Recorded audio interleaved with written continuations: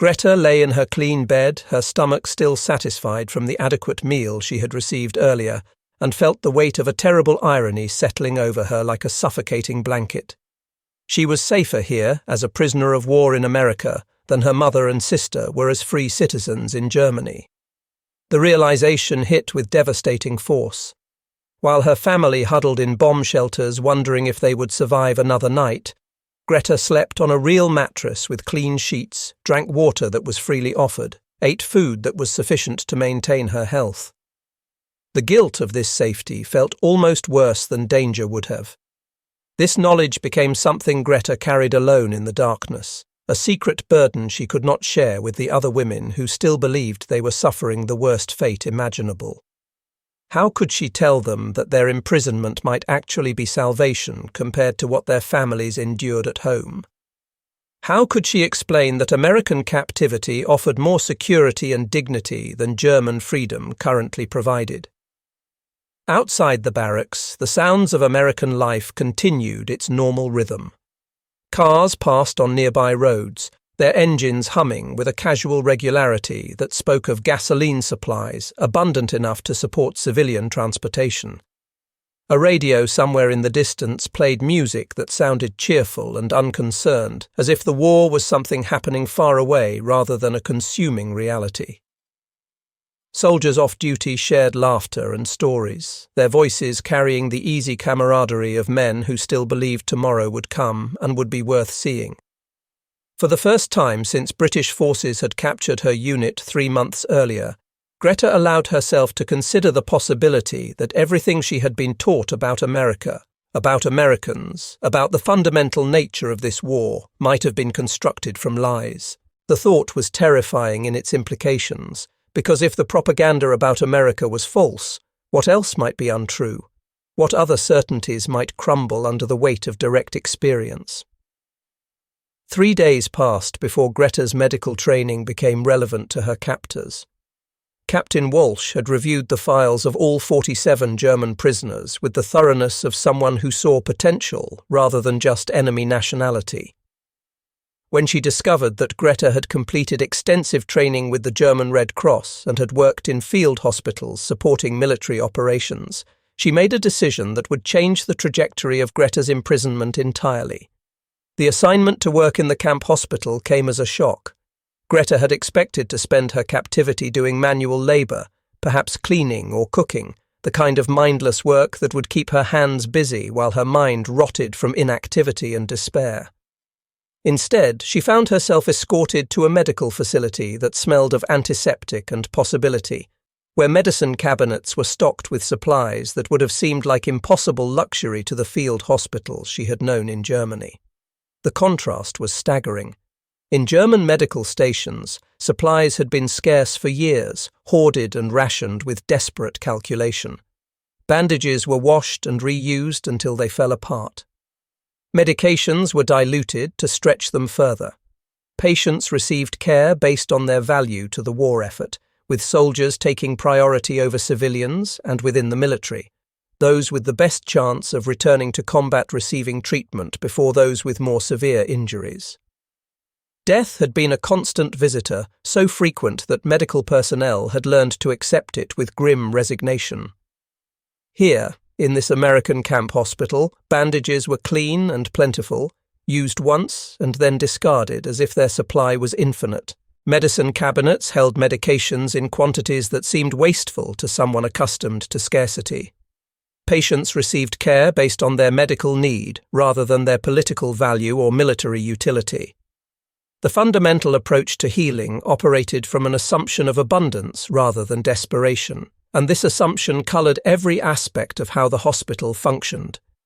Captain Walsh worked with the efficiency of someone who had spent years perfecting her craft, but beneath her professional demeanour, Greta detected something unexpected: genuine compassion. The American nurse cared about her patients not because they served some larger purpose, but simply because they were human beings in need of healing. This approach to medicine resonated with something deep in Greta's own understanding of why she had chosen medical training in the first place, before the war had twisted everything into service of ideology and national survival. On her third morning working in the hospital, a commotion erupted from the corner ward where several German children were housed. These were the offspring of female prisoners who had been captured with their mothers, and the camp administration had made provisions to keep families together rather than separating children from their parents. A little boy, barely past his second birthday, had developed a dangerous fever overnight. His mother held him and tried desperately to soothe his terrified screams, but the child was beyond comfort, his small body burning with heat while his mind clouded with fever-induced confusion. Captain Walsh stood beside the boy's bed, her medical expertise evident in the swift assessment she made of his condition. Her hands moved with practiced competence as she attempted to examine him, but the child's fear overwhelmed his illness. Every time the American nurse approached, the boy's screams intensified to a pitch that was almost unbearable to hear. In his fevered state, this strange woman with her foreign appearance and unfamiliar language represented nothing but additional terror in a world that had already become incomprehensible and frightening.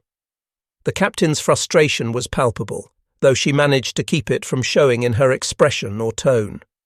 She spoke quietly to Greta, explaining the medical situation with professional candor. His temperature is dangerously high. If I cannot examine him properly to determine the cause, I cannot provide appropriate treatment. But every time I try to touch him, his panic makes everything worse. The fever is burning through him, and I need to work quickly, but I cannot help someone who cannot be calmed enough to allow help. Greta moved to the bedside without fully thinking through her actions, operating on instinct and training rather than conscious decision. She began singing softly in German, a lullaby that her own mother had sung to her younger brother when he was small and sick with childhood illnesses that seemed enormous at the time, but were nothing compared to the horrors that war would later bring. The melody was simple and ancient, carrying the weight of countless generations of mothers, soothing countless frightened children across centuries of human suffering and love, and the basic need for comfort in moments of pain. The effect on the feverish child was immediate and profound. His screams softened to whimpers as his fevered eyes focused on Greta's face with the desperate trust that only children could offer to adults in moments of crisis.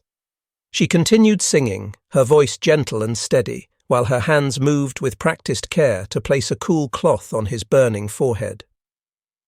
The child's rigid body began to relax slightly, and Greta used this moment of calm to coax him into drinking small sips of water. Gradually, with patience and continued singing, she was able to convince the boy to allow Captain Walsh to examine him properly, to check his throat and listen to his breathing, and determine that he was suffering from a severe respiratory infection that would respond to treatment if addressed quickly. Captain Walsh watched this entire transformation in silence, and Greta could feel something shifting in how the American woman perceived her. For the first time since arriving at the camp, Greta was being seen not as the enemy, not even as a German prisoner who happened to have useful skills, but simply as a woman who understood instinctively how to comfort a frightened child. The recognition created a connection that transcended nationality and uniform, reaching into something more fundamental about shared human experience. Later, as they worked together cleaning medical instruments and preparing supplies for the next day, Captain Walsh spoke with careful neutrality that barely concealed genuine curiosity. "Your technique with children is remarkable. You clearly have extensive experience beyond your medical training," Greta replied in her halting English, each word chosen with care from her limited vocabulary. "I helped raise my younger sister after my father died. And in the hospital in Hamburg, before I was assigned to military medical support, we saw many children. War makes everyone afraid, but children show their fear more honestly than adults do. They have not yet learned to hide what they feel." The conversation hung between them, tentative but authentic. Two medical professionals finding common ground in their shared calling to heal, in their mutual understanding that suffering deserved compassionate response regardless of its source. The walls that war had built between them remained standing, but small cracks had appeared, letting through light from the other side. Beyond the hospital walls, in the small Massachusetts town that surrounded the camp, Dorothy Hayes made her weekly delivery of fresh bread to the camp kitchen.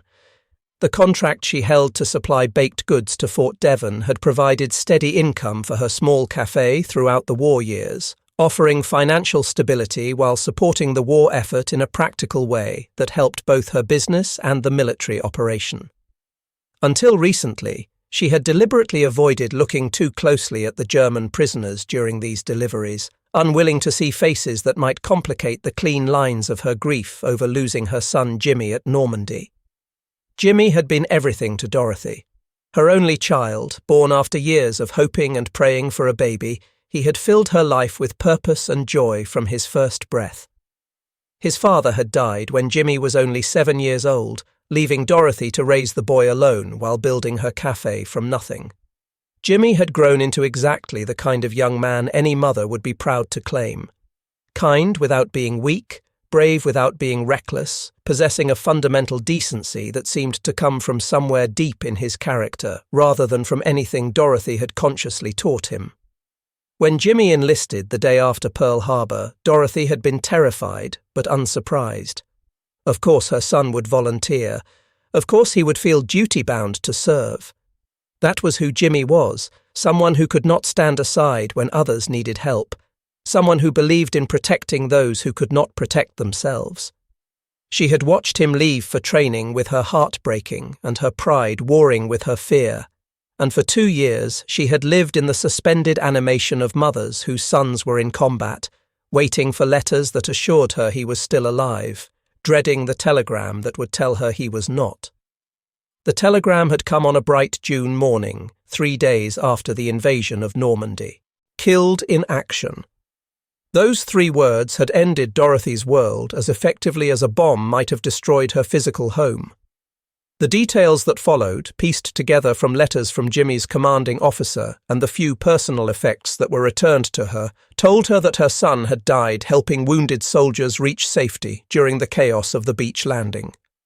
He had died as he had lived, putting others before himself, being exactly who he had always been.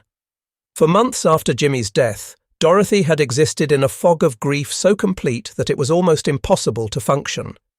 The cafe had stayed closed for weeks. Friends and neighbours had brought food she could not eat and offered condolences that could not touch the depths of her loss. Slowly, painfully, she had forced herself to return to some semblance of normal life, reopening the cafe because work was the only thing that gave structure to days that otherwise stretched endlessly before her with no purpose or meaning. Her grief had hardened into something cold and certain. The Germans had killed her son.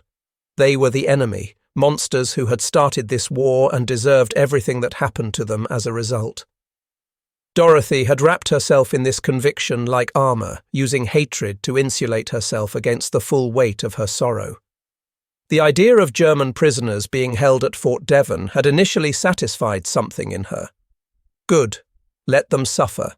Let them know what it felt like to be taken from their homes and forced into captivity. But on this particular November morning, as Dorothy carried loaves of bread through the camp kitchen entrance, movement through a window caught her attention and held it despite her best efforts to look away. In the hospital ward beyond, she could see a German woman, young and careful in her movements, tenderly bandaging another woman's infected wound. The prisoner's hands moved with professional competence, but also with an unmistakable gentleness, her entire focus devoted to easing her patient's discomfort and providing care that went beyond mere medical necessity. The scene struck Dorothy with unexpected force, not because it was shocking, but because it was achingly, devastatingly familiar. The same careful attention to another person's suffering, the same instinctive compassion, the same essential kindness that Dorothy had watched her son Jimmy display throughout his life, from childhood incidents of finding injured birds and nursing them back to health, to adolescent moments of comforting younger children who had scraped their knees or suffered playground heartbreaks. The recognition was unwelcome and undeniable. This enemy prisoner possessed the same quality of gentle care that had defined Jimmy's character, that had made him special, that had ultimately led him to die trying to save his fellow soldiers on a French beach. How could the enemy show such tenderness?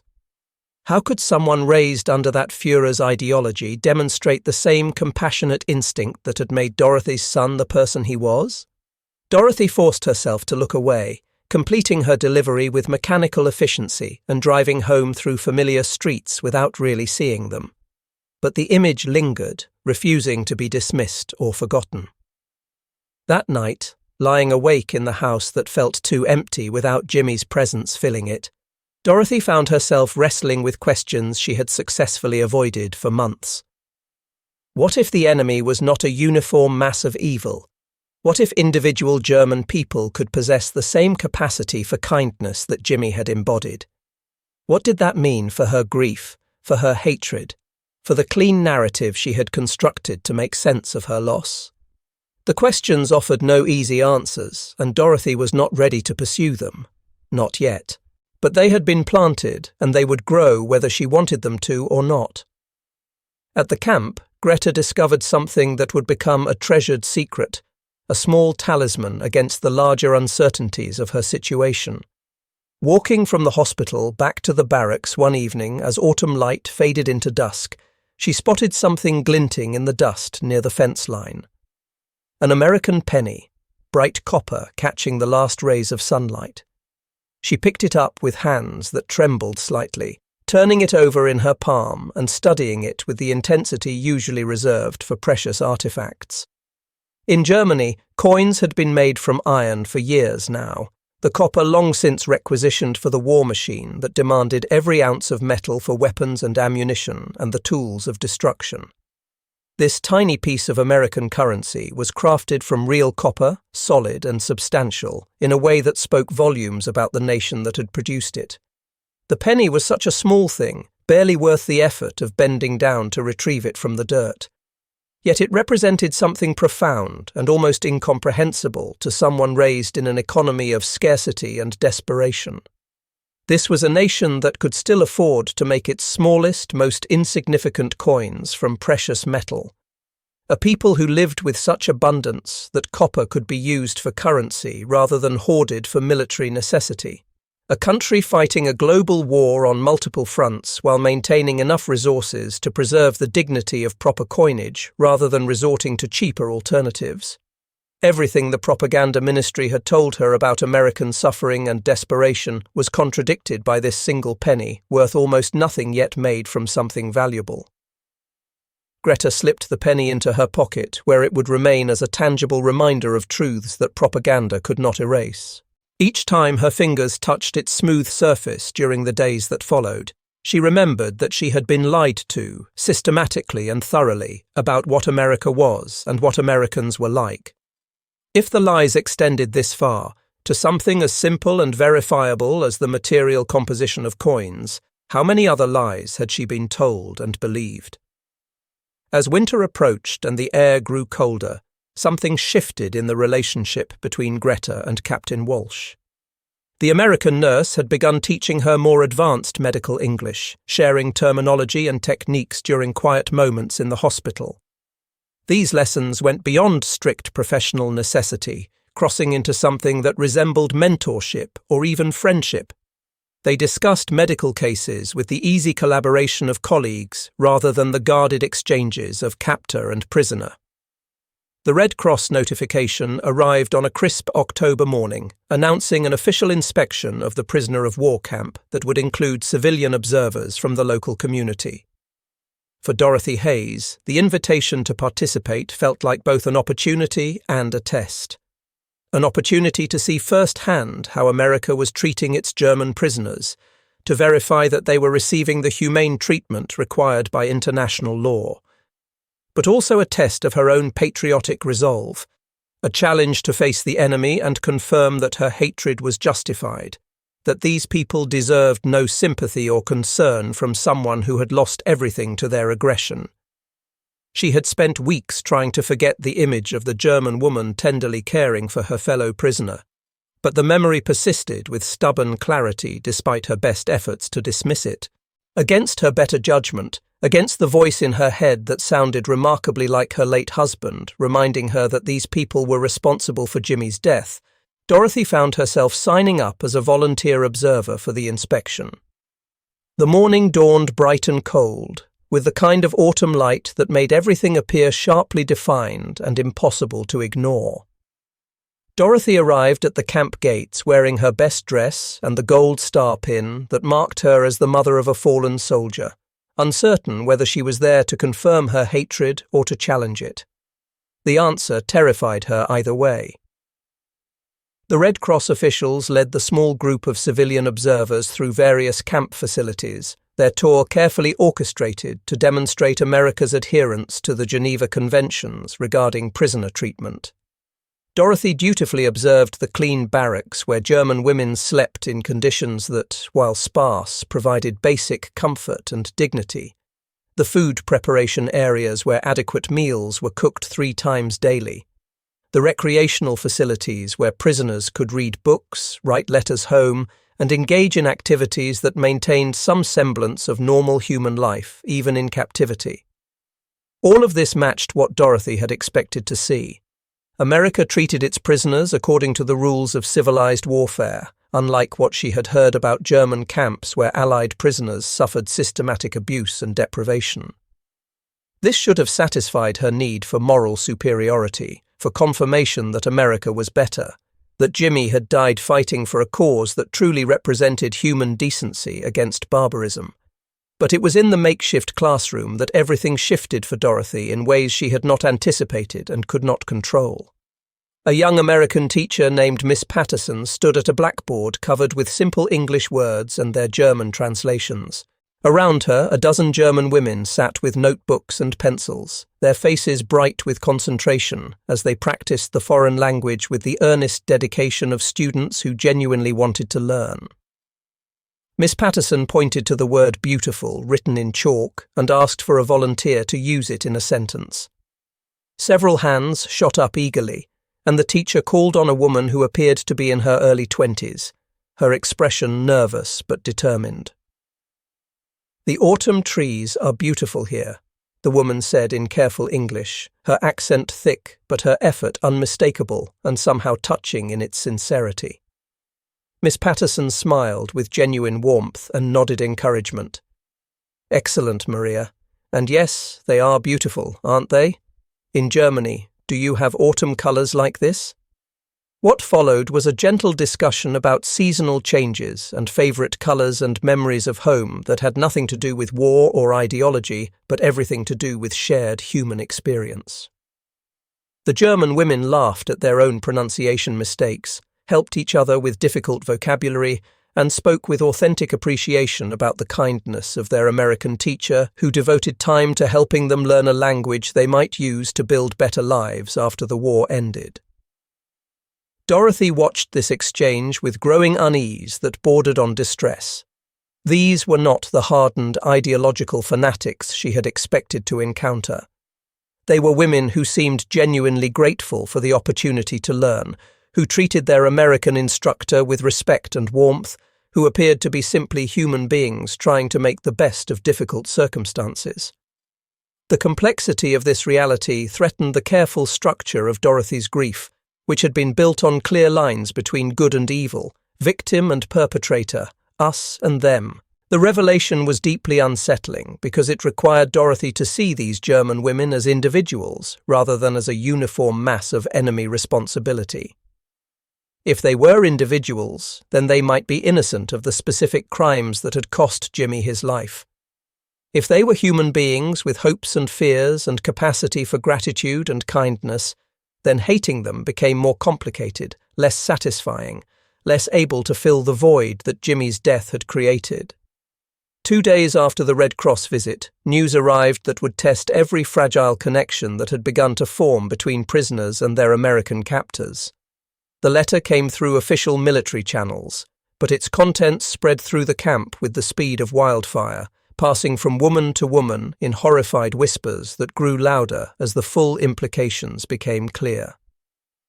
The attempt on the Führer's life in July had failed, and the subsequent investigations were casting a wide net of suspicion across Germany. Several of the women at Fort Devon had received word that their relatives back home were being implicated in the plot.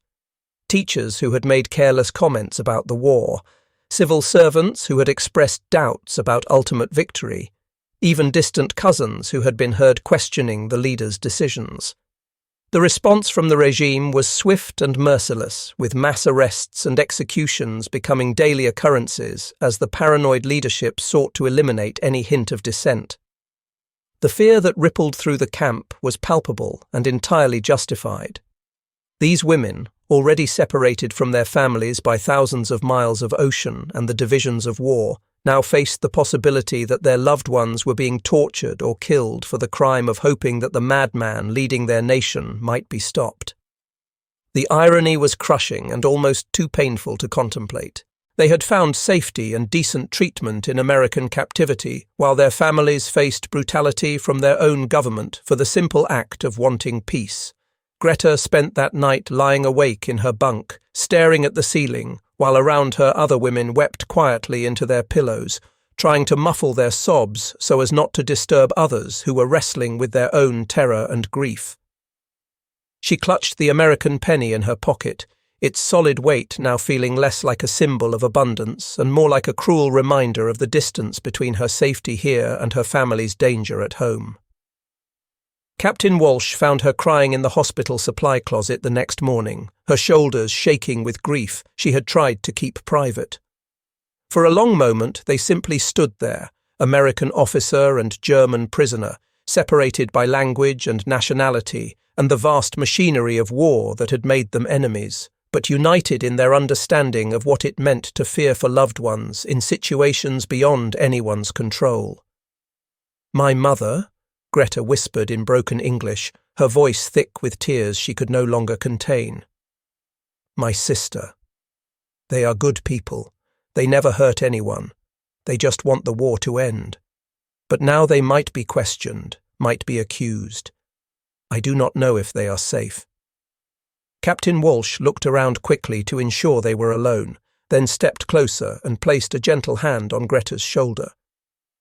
The gesture was small and technically against regulations that governed appropriate interactions between American personnel and prisoners of war, but it was profoundly human in its simplicity and its refusal to let rules override basic compassion.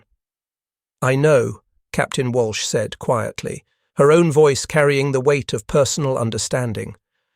"I know exactly how it feels to be afraid for family during wartime. My brother is somewhere in the Pacific right now, and every day I wonder if he is safe. Every day I wait for letters and dread the telegram. We are not so different, you and I. We both love people we cannot protect."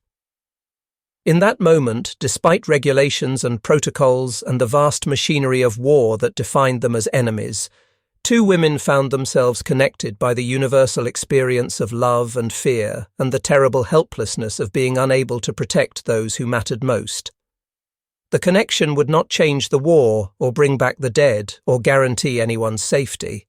But it was real, and it mattered, and it reminded both of them that beneath uniforms and nationalities and political allegiances, they remained fundamentally human. The breakthrough, when it finally came, arrived on a grey November afternoon when Dorothy Hayes appeared at the camp gate carrying a worn leather-bound book under her arm. She had wrestled with this decision for weeks, the German-English dictionary sitting on her kitchen table like an accusation every morning as she drank her coffee in the house that felt too empty without Jimmy's presence. The dictionary had belonged to her son, purchased with his own money before deployment because Jimmy believed that understanding your enemy was the key to victory, first step toward understanding the world and your place in it. "I would like to see one of the German prisoners," Dorothy told the guard at the gate, her voice steadier than she felt, her hands gripping the dictionary so tightly her knuckles showed white. "The one who works in the hospital. I have something that might help her write letters home to her family."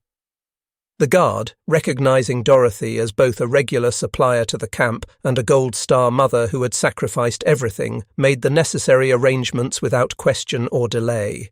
Within an hour, Dorothy found herself sitting across from Greta Mueller in a small visiting room, the dictionary placed carefully on the table between them, like a bridge waiting to be crossed by two women who had every reason to remain on opposite shores. "Your son?" Greta asked in careful English, pointing to the name written in faded pencil on the book's inside cover.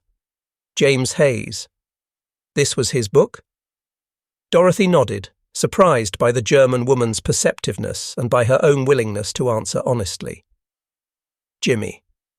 That is what everyone called him. He was 20 years old when he died at Normandy Beach.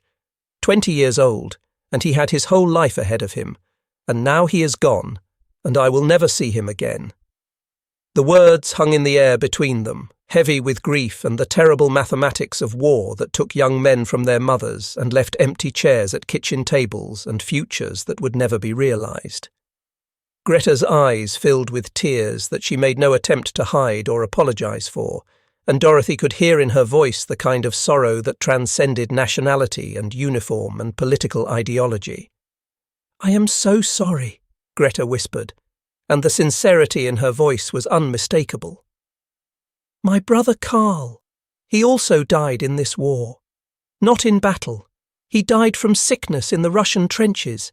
He was barely 18 years old. He did not understand why he was there or what he was fighting for. He was just a boy who was told to go and die for the fatherland." What followed was a halting conversation conducted in fragments of English and basic German, two languages struggling to carry the weight of shared loss and recognition of common humanity. Dorothy learned that Karl had been conscripted straight out of school, forced into a war he did not choose to fight for causes he had never believed in. Greta learned that Jimmy had volunteered the day after Pearl Harbor, driven by duty and a fundamental belief in protecting those who could not protect themselves, carrying with him an optimism about human goodness that even war had not entirely destroyed. As they talked, Dorothy found herself studying Greta's face with an intensity that surprised her, the way her eyes crinkled slightly when she smiled despite her tears. The careful manner in which she handled the dictionary as if it were made of fragile glass. The unconscious way she touched a small scar on her left hand that spoke of countless hours spent caring for others, hands that had known work and service and the particular wear that came from giving rather than taking. This was not the face of fanatical hatred that Dorothy had expected to see when she thought about the enemy. It was the face of someone who had lost just as much as Dorothy herself. Someone who understood that war destroyed the best people and left the rest to carry on somehow, to figure out how to live with absence and grief and the knowledge that nothing would ever be the same. "He wrote to you often?" Greta asked, pointing to a stack of letters Dorothy had brought with her, Jimmy's distinctive handwriting visible through the thin paper. "Every week," Dorothy replied, her voice thick with memory and loss. Even at the end, even when conditions were terrible and supplies were short, he always found time to write. He always found something good to tell me about, some small moment of kindness or beauty that made him believe the world was worth fighting for. She pulled out one of the last letters Jimmy had sent, dated just days before the Normandy invasion that would claim his life. With halting words and frequent references to the dictionary to bridge gaps in her German vocabulary, she began to translate portions for Greta, sharing her son's words with an enemy prisoner in a way that would have seemed impossible just months earlier. Jimmy had written about sharing his rations with a wounded German prisoner their unit had captured during a skirmish, about teaching the man basic English phrases so he could ask for water or medical help or express pain without having to rely on gestures alone. About the strange and disturbing experience of looking into enemy eyes and seeing fear and suffering that were identical to what he saw in the eyes of his fellow American soldiers.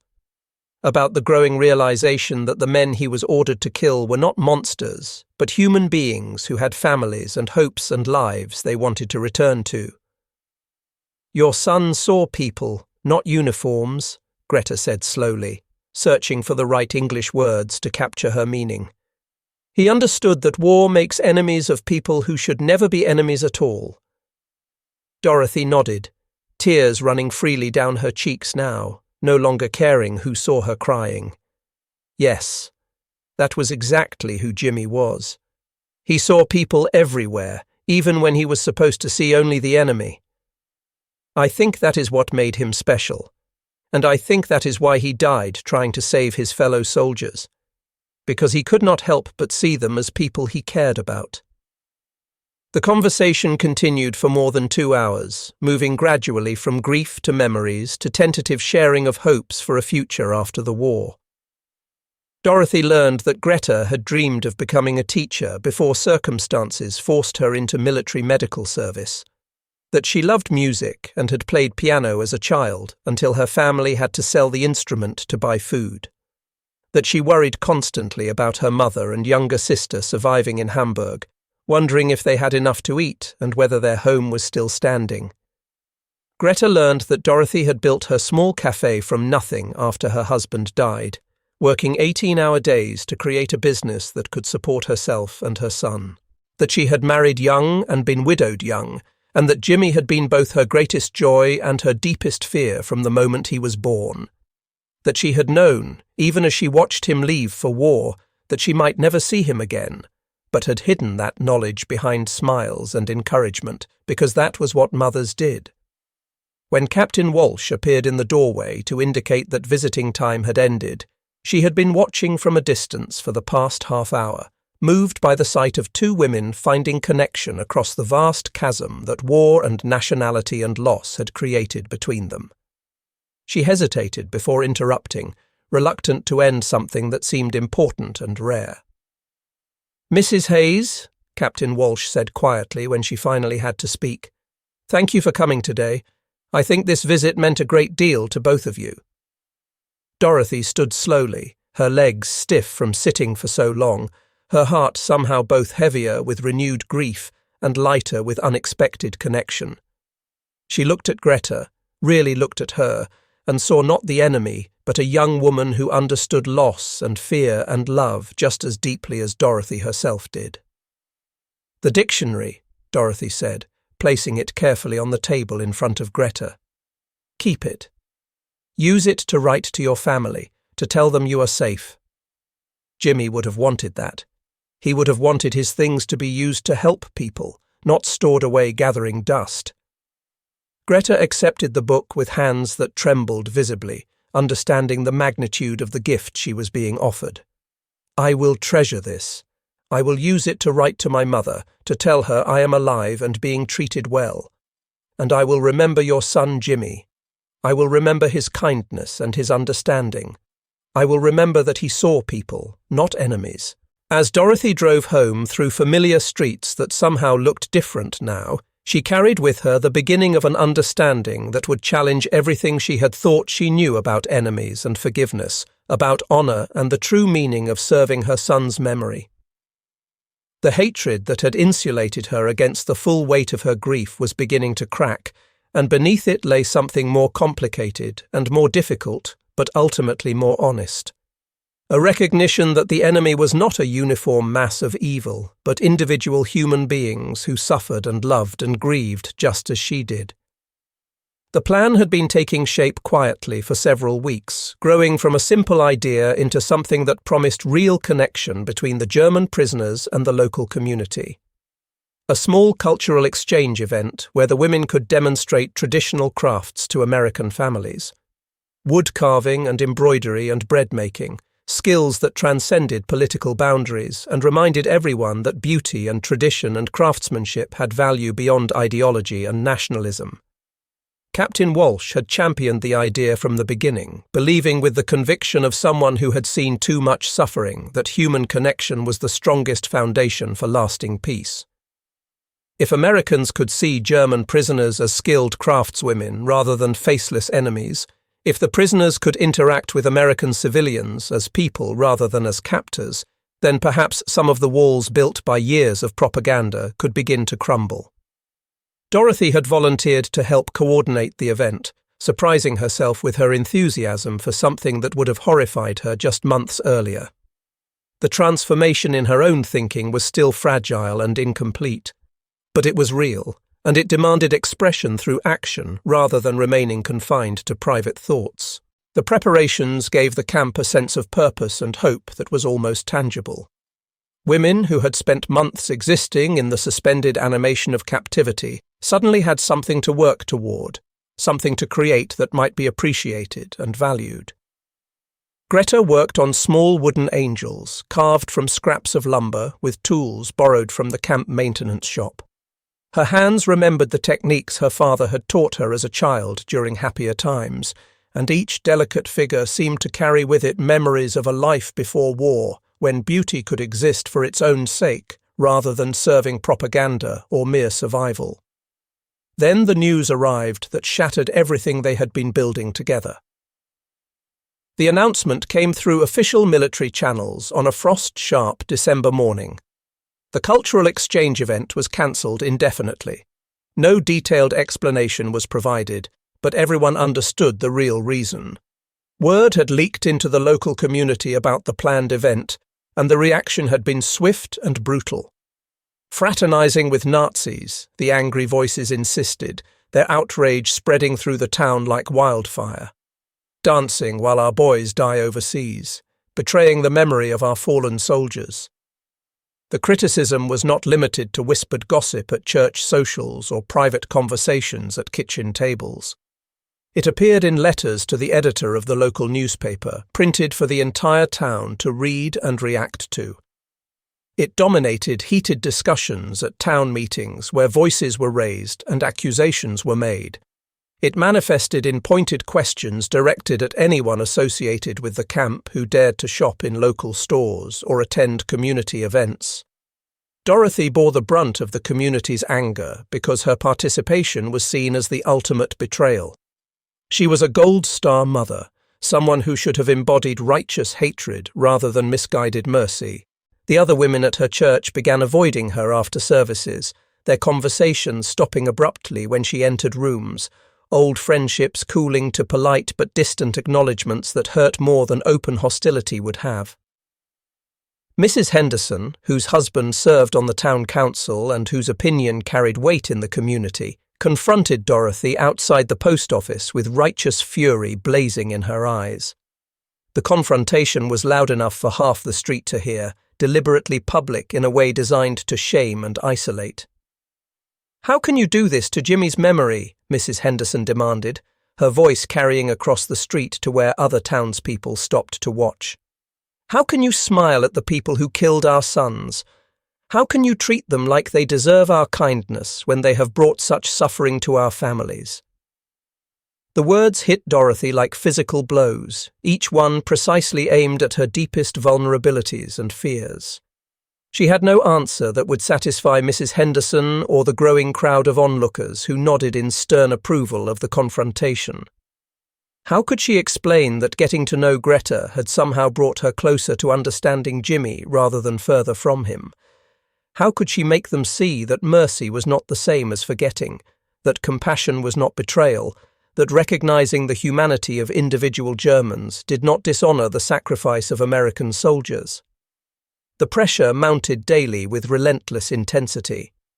Customers began avoiding her cafe, choosing to drive to the next town for their morning coffee rather than support someone who consorted with enemies.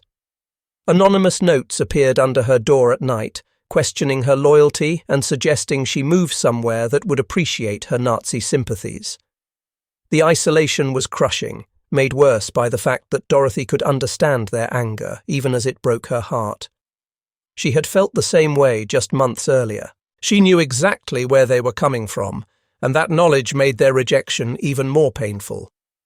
Inside the camp, the cancellation of the cultural event sent ripples of disappointment and hurt through the German women who had allowed themselves to hope for genuine human connection beyond the basic requirements of humane detention. Greta retreated into herself, the wooden angels she had carved with such care now seeming like childish foolishness, evidence of naive hope that had no place in the reality of wartime.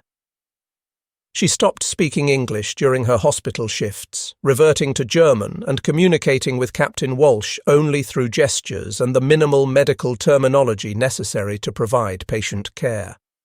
The tentative bonds that had formed between guards and prisoners, between American staff and German women, began to fray under the weight of community disapproval and the reminder that they remained enemies regardless of personal connections.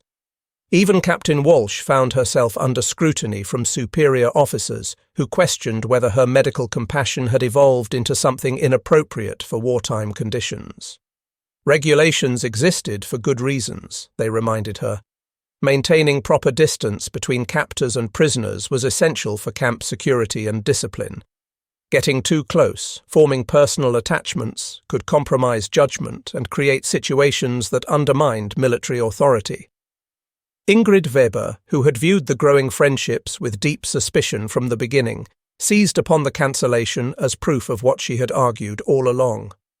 During evening gatherings in the barracks, she spoke with the conviction of someone whose cynical worldview had been validated by events. You see, she told the other German women as they sat on their bunks trying to process their disappointment. They pretend kindness to make us weak, to lower our guard. Then they crush us when it suits their purposes. This is American mercy, a lie designed to break our spirits more thoroughly than physical cruelty ever could. Never forget that we are their enemies, and they are ours. Her words found fertile ground among women who had allowed themselves to hope and now felt the sharp sting of disappointment that came from caring about things that were taken away. Some who had embraced the English lessons with enthusiasm and looked forward to the cultural exchange now questioned whether they had been naive to trust American promises of fair treatment. Trust was a luxury they could not afford, and hoping for genuine connection had only made them vulnerable to deeper hurt when that connection was denied. Greta lay in her narrow bunk that night, staring at the ceiling while the wooden angels sat in a small box beneath her bed. Symbols of hope that now felt like evidence of her own foolishness. Maybe Ingrid had been right all along. Maybe kindness was just another weapon, more subtle than physical cruelty, but ultimately more devastating because it required victims to participate in their own manipulation by opening their hearts enough to care. Outside, winter was settling over Massachusetts with particular severity. The cold seeped through the barracks walls and chilled more than just the air. It seemed to freeze the very possibility of human connection, leaving everyone, prisoners and captors alike, to wonder if the brief warmth they had shared had been real or merely a dangerous illusion that would fade completely under the weight of community pressure and the relentless demands of war.